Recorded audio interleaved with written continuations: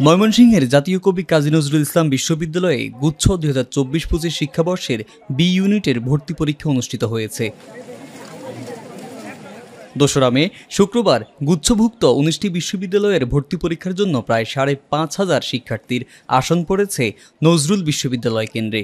এছাড়া এই ইউনিটে ভর্তি পরীক্ষায় অংশ নিতে সারা দেশ থেকে আবেদন করেছেন ৭২,০৬২ জন শিক্ষার্থী।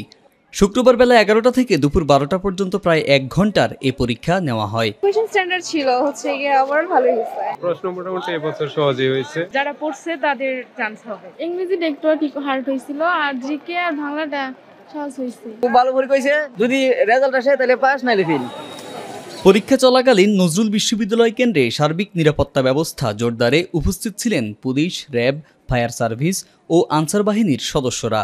এছাড়াও বিশ্ববিদ্যালয় ক্যাম্পাসে শৃঙ্খলা রক্ষার্থে একযোগে কাজ করেছে বিভিন্ন সংগঠনের ভলান্টিয়ার ও স্কাউট সদস্যরা। পরীক্ষার শুরুতে বিশ্ববিদ্যালয়ের উপাচার্য অধ্যাপক ডক্টর মোহাম্মদ জাহাঙ্গীর আলম, ট্রেজারার অধ্যাপক ডক্টর মোহাম্মদ জয়নুল আবেদিন সিদ্দিকী ও বিভিন্ন অনুষদের ডিনবৃন্দ পরীক্ষা কেন্দ্রের বিভিন্ন কক্ষ পরিদর্শন করেন। উপাচার্য অধ্যাপক ডক্টর মোহাম্মদ জাহাঙ্গীর আলম জানান, কোনো ধরনের বিশৃঙ্খলা বা অপ্রত্যাশিত ঘটনা ঘটেনি।